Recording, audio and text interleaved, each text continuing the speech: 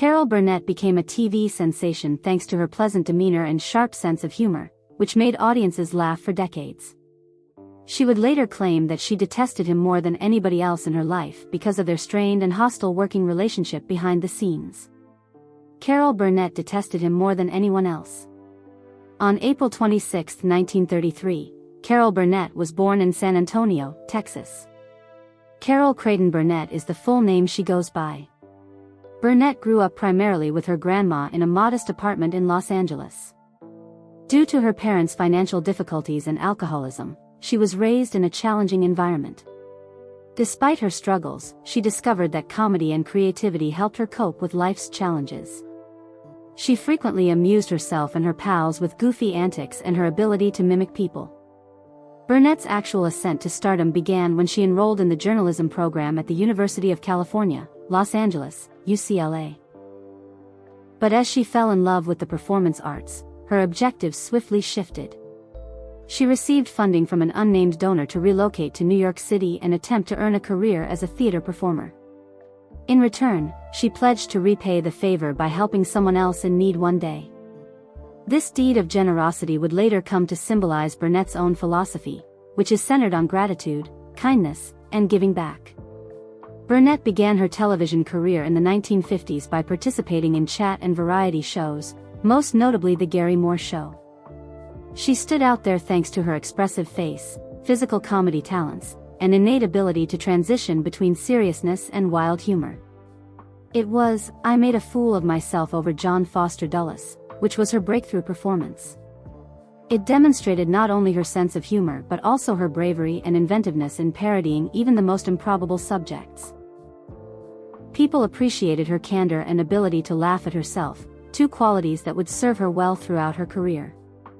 The Carol Burnett Show was the pinnacle of her career when it debuted on CBS in 1967. In an era when TV variety shows were primarily hosted by men, Burnett defied convention by becoming the first female host of a primetime variety sketch show. Up to 1978, the program aired for 11 seasons. People will always remember the amazing blend of witty humor, outstanding character development, musical performances, and comedy. If she was portraying the dreadfully uncoordinated servant Mrs. Whether it was creating intricate parodies of classic films like Went with the Wind, or playing the always disorganized Eunice in the family skits, Burnett demonstrated a broad variety of abilities and a willingness to experiment in her work. Her relationships with Tim Conway, Lyle Waggoner, Vicki Lawrence, and Harvey Korman enabled some of the most iconic moments in television history. Off-screen, Burnett's trademark audience Q&As at the beginning of each show became a symbol of her warmth and approachability.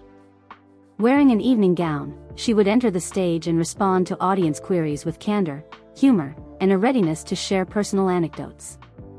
People felt as though they knew her personally because of her openness to be honest with them. Throughout her career, Burnett received numerous honors, such as Golden Globes, the Presidential Medal of Freedom, and multiple Emmys. In addition, she received the Mark Twain Prize for American Humor in 2013 and the Kennedy Center Honors in 2003. Her image as a cultural icon who opened doors for many women in entertainment as well as a comic genius was cemented by these honors.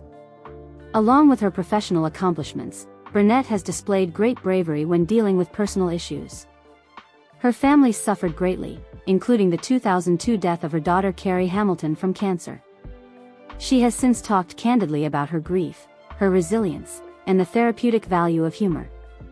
Others who are experiencing similar difficulties have benefited from this. Her life, work, and the people who influenced it are candidly and poignantly described in her memoirs, such as One More Time and This Time Together. Carol Burnett influenced nearly every aspect of comedy and entertainment in the modern era. Her ability to blend intelligent, character-driven humor with physical comedy has served as an inspiration to many comedians, including Tina Fey and Kristen Wiig. She broke down barriers as a female host in a largely male-dominated field and continues to motivate others by serving as an example of what is achievable with skill, determination, and grace. Despite her advanced age, she continues to make people laugh in films and television series, demonstrating that her sense of humor has never faded. Carol Burnett's personal life, particularly her marriages, greatly influenced her development into the well-known comedian and television personality she is today. They were married first, and he was her college boyfriend. On December 15, 1955, they were married, marking the beginning of a new chapter in Burnett's life as a young adult. At the time, Burnett was still establishing her career and adjusting to adulthood. However, they separated up in 1962 due to issues that had plagued their relationship. This period was significant for Burnett since it was at this time that she gradually rose to fame and entered the entertainment industry, which caused her emotional state to suffer greatly as her workload grew. Burnett's life was drastically altered by Joe Hamilton, whom she met shortly after her breakup with Saroyan. Hamilton and she were married on May 4, 1963. He significantly influenced her personal and professional lives. Joe Hamilton had extensive experience as a television director. After their separation, they had 8 children together, which added complexity and fascination to their new family.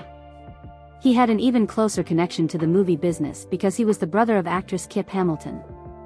Their collaboration started when Hamilton produced Burnett's well-known Carnegie Hall performance in 1962, where she dazzled the audience by fusing humor and music. This project swiftly developed into a lasting partnership. Many of Burnett's concepts were made a reality by Hamilton, such as The Carol Burnett Show, which rose to prominence as one of the most watched variety shows in television history. In addition to getting married, they collaborated creatively, which advanced Burnett's company to new heights. They had a family together and managed the pressures of show business. With 3 daughters, the couple must have found it challenging to juggle the demands of TV show production with the demands of a busy family.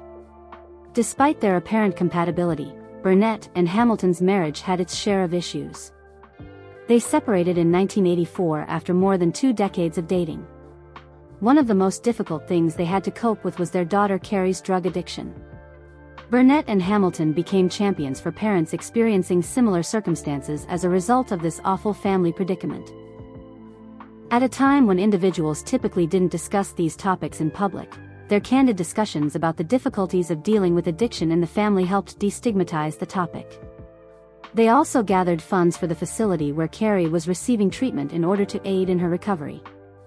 This demonstrated that they wished to assist others in the community in addition to their daughter. Burnett and Carrie traveled to Moscow in 1988 to assist in the establishment of the Soviet Union's first Alcoholics Anonymous chapter. This was a significant time of reconciliation and healing. This journey demonstrated Burnett's strong desire to promote recovery programs globally and help reduce the stigma associated with addiction. She was prepared to exploit her celebrity for purposes other than amusement, as seen by this conduct. Burnett's life took a tragic turn in 1991 when Joe Hamilton passed away from cancer. His passing signaled the end of a lengthy and significant personal and professional connection. Despite her personal issues in the 1980s, Burnett continued to utilize her voice for public health causes, including a well-known medical alert commercial. As a token of appreciation for becoming the organization's 1 millionth member, she received the 1 millionth medical alert bracelet. This demonstrated that she was a well-respected public figure who could bring significant health awareness to the public. Carol Burnett remarried on November 24, 2001, after a long separation. She wed Brian Miller this time, a gifted drummer who was 23 years her junior. Burnett was resilient and eager to start over in this marriage despite her difficult past. Her relationship with Miller demonstrated how vivacious she was and how open she was to finding love and friendship despite what others may have thought of her background or age. Together, these ties create a complex tapestry that reveals not just the personal side of Carol Burnett's life but also her resilience, empathy, and capacity to use her own hardships to effect change and assist others. Important turning points in her professional and personal development were associated with her marriages.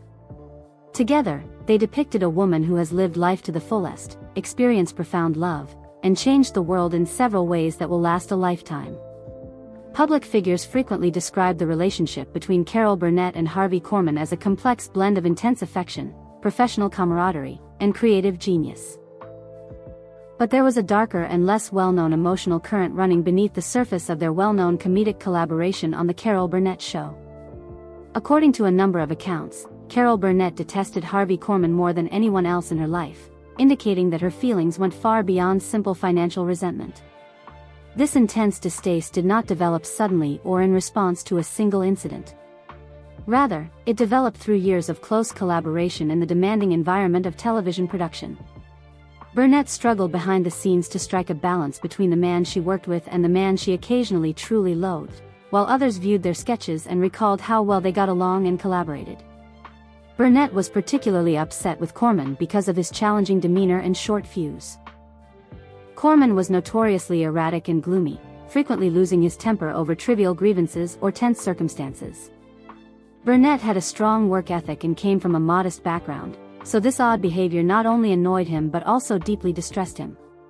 She believed that Corman's moods may disrupt the necessary creative atmosphere, producing worry that occasionally made the entire crew and cast ill. It was also said that Burnett was harmed by Corman's unusual arrogance and sense of entitlement. Although Burnett and Corman both had a lot of talent, Burnett frequently thought Corman didn't value her work or the sacrifices she made to keep the program running. She believed that he occasionally claimed too much credit and showed no appreciation for those who helped him advance in his career. Burnett was already feeling insecure and struggling in the male-dominated entertainment industry at the time, so this lack of respect was quite upsetting. To make matters worse, there were also disputes amongst individuals.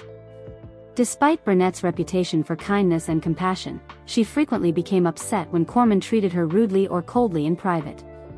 Burnett occasionally felt isolated and mentally unsupported, and their off-camera relationship never developed into a true friendship. She detested them even more since this private vacation was so dissimilar from the joyful public character they presented. When Burnett was interviewed years later, she was forthright about her true feelings for Corman. They were hurtful and confused. She admitted that there were moments when she couldn't bear him, despite the fact that she found him humorous and knew he had skill. Her anger, despair, and irritation might occasionally become so intense that they nearly evolved into hatred, particularly during arguments or when Corman's actions upset the equilibrium of their workplace. The fact that Burnett and Corman spent so much time together on the show made their intense dislike of one another even more evident, making it difficult to ignore or avoid the terrible moments. Their connection necessitated closeness and cooperation, which made every annoyance or grievance sound worse than when working with more casual coworkers. Burnett found it more difficult to manage these emotions since she had to conceal a lot of her rage during filming and public appearances in order to maintain her professionalism. One could argue that Burnett's distaste for Corman demonstrated her intense devotion to the program and her coworkers. When great individuals who have collaborated for a long time split up, it can be quite distressing, particularly after years of success. Burnett experienced the worst feelings she had ever experienced toward anyone in a poisonous environment that occasionally resulted from personal conflicts, professional demands, and the disappointment of not living up to expectations. Ultimately, this complex collaboration demonstrates the reality of show business. Although Burnett and Corman are remembered as a fantastic comedy duo, their backstage lives were far more chaotic. When two strong personalities come together, there were emotional confrontations, power struggles, and the intense, occasionally irate emotions that result. The complexity and genuineness of the connections that underpinned the laughing are demonstrated by Carol Burnett's candid and profound admission that she detested Harvey Korman more than anybody else.